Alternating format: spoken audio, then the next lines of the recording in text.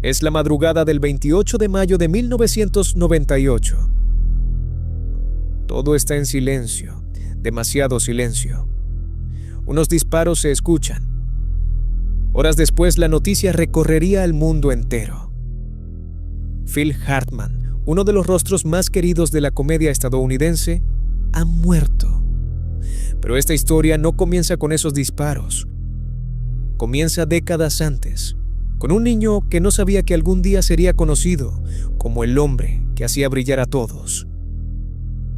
24 de septiembre de 1948. Windsor, Ontario, Canadá.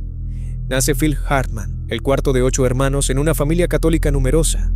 Es un niño callado, observador. Siempre está atento a todo lo que sucede a su alrededor. Cuando la familia se muda a California, algo despierta en él, la necesidad de destacar, pero sin incomodar. Tal vez pensaba, si los hago reír, me van a notar. No buscaba fama, buscaba atención. A finales de los años 60 estudia diseño gráfico en la Universidad Estatal de California. Le fascinan las portadas de discos, el arte, el detalle, la construcción de una imagen. En 1971 diseña material para bandas de rock como Poco y Bones. Todo indica que su camino está detrás del escenario, no frente a él. Sin saberlo, está aprendiendo algo fundamental, cómo se construye una identidad, y pronto construiría muchas. En 1975, un amigo lo invita a tomar clases de improvisación en Los Ángeles. Phil duda, improvisar es exponerse, es arriesgarse al silencio. Pero sube al escenario. Llega la primera risa, luego otra, después una carcajada completa. Y en ese instante lo entiende. La comedia no es solo llamar la atención, es dominar el ritmo, es controlar la energía de una habitación. Se une a la compañía The Groundlings. Ahí perfecciona una habilidad que lo volvería único, desaparecer dentro de sus personajes. En los años 80 se convierte en pieza clave del grupo. No es el más ruidoso, no es el más exagerado, es el más preciso. Construye personajes sólidos, completos, reales. Junto a Paul Rubens ayuda a desarrollar el universo de Pee Wee Herman. Escribe, diseña, actúa, pero casi nunca busca el crédito, porque Phil entendía algo que pocos comprenden. No todos nacen para ser protagonistas. Algunos nacen para sostener el escenario. En 1986 llega la gran oportunidad. Un programa en crisis busca renovarse. Se llama Saturday Night Live. Phil audiciona con una galería de personajes. Lo contratan. Sin saberlo, están fichando a una leyenda. Cada semana se transforma. Políticos, presentadores, figuras públicas. Su versión de Bill Clinton se vuelve icónica, carismática, encantadora, ligeramente descarada.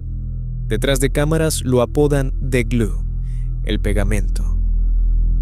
Porque mantiene unidas las escenas, sostiene los sketches cuando otros se desbordan, da estabilidad en medio del caos. Es profesional, puntual, meticuloso. Pero mientras su carrera despega, su vida personal se vuelve más compleja. Como resultado de algunas citas y un romance intenso, en 1987, Phil y Brin se casaron profundamente enamorados. De esa unión nacerían 2 hijos.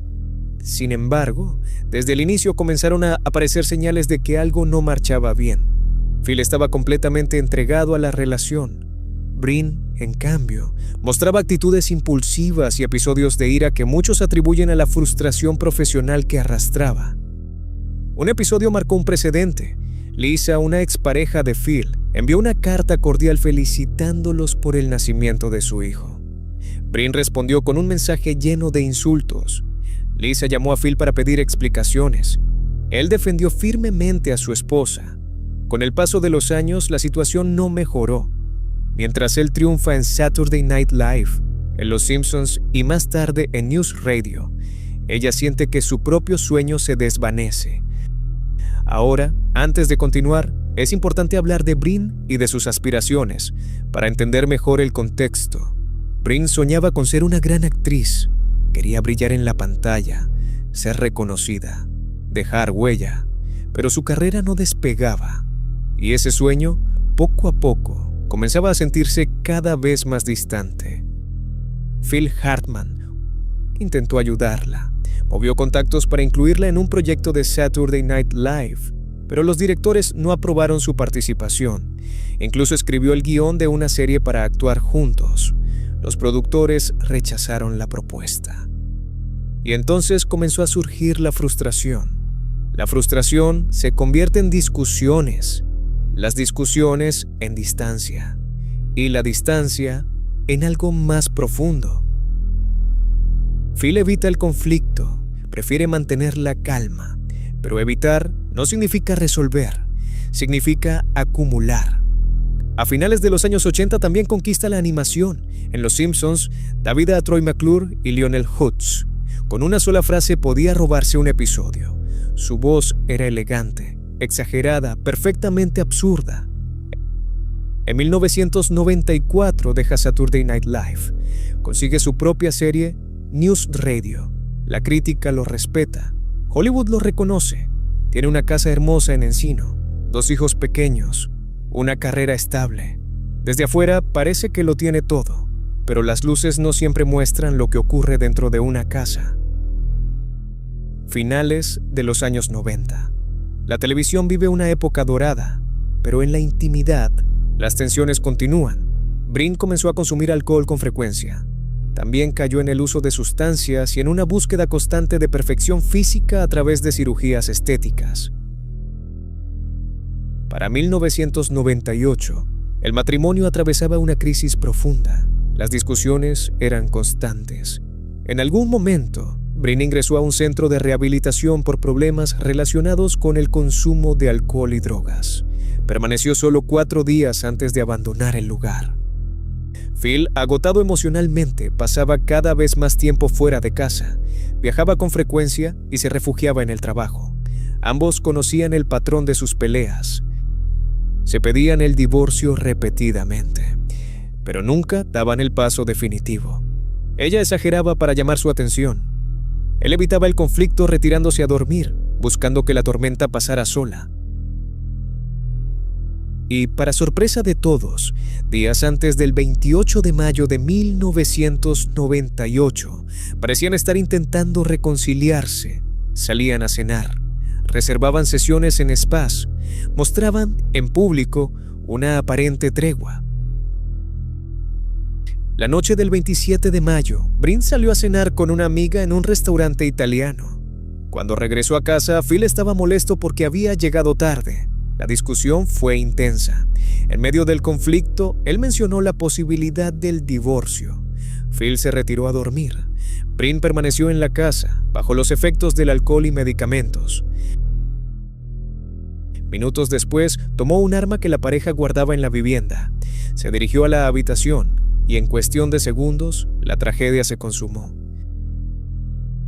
Mientras Phil dormía, realizó 3 disparos que terminaron con su vida.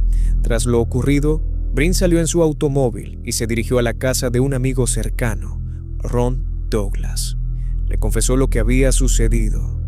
Él no le creyó al principio, pero al notar el estado en el que se encontraba y descubrir el arma en su bolso, decidió acompañarla de regreso a la casa. Eran alrededor de las 6:20 de la mañana. Al llegar, confirmó que Phil había fallecido. De inmediato llamó a la policía y se aseguró de que los hijos de la pareja permanecieran en sus habitaciones, protegidos. Cuando las autoridades arribaron al lugar, la situación se volvió caótica. Minutos después, cuando la policía ya se encontraba dentro de la vivienda y la tensión era evidente, Brin regresó al dormitorio. En ese mismo espacio, abrumada por lo que había ocurrido, se acercó al cuerpo de su esposo y tomó una decisión definitiva, y terminó con su propia vida. La tragedia quedó sellada en cuestión de instantes. 2 niños quedaron sin padres, y la industria del entretenimiento en estado de profunda conmoción. Lo que desde afuera parecía una historia de éxito, había sido en realidad una relación marcada por tensiones profundas, silencios acumulados y heridas no resueltas. Y así, en cuestión de horas, se apagó una de las voces más queridas de la comedia. Compañeros, amigos y colegas no pueden creerlo. Lo recuerdan como generoso, como mentor, como el hombre que ayudaba a otros a brillar. En Los Simpson, sus personajes fueron retirados y no fueron reemplazados, porque algunas voces simplemente no pueden repetirse. Phil Hartman no fue el comediante más escandaloso, fue el arquitecto silencioso, el hombre que elevaba cada escena. Su legado no está en un solo personaje, está en la técnica, en la disciplina, en la elegancia para hacer reír sin destruir. Phil construyó una carrera desapareciendo dentro de otros, multiplicándose, transformándose, y aún así su ausencia dejó un vacío imposible de llenar, porque el hombre que hacía brillar a todos también merecía ser visto. A veces creemos que conocemos a quienes vemos en pantalla, pero todos llevamos historias que nadie imagina, y algunas cambian el mundo en el instante en que se apagan. ¿Y tú qué opinas al respecto? ¿Pudo haberse evitado esta tragedia? ¿Estamos realmente atentos a las señales de quienes nos rodean? ¿Estamos más atentos hoy a la salud mental que en los años 90? Déjame tu opinión en los comentarios. Si este caso te dejó pensando, suscríbete al canal y deja tu like. Nos vemos en el próximo video.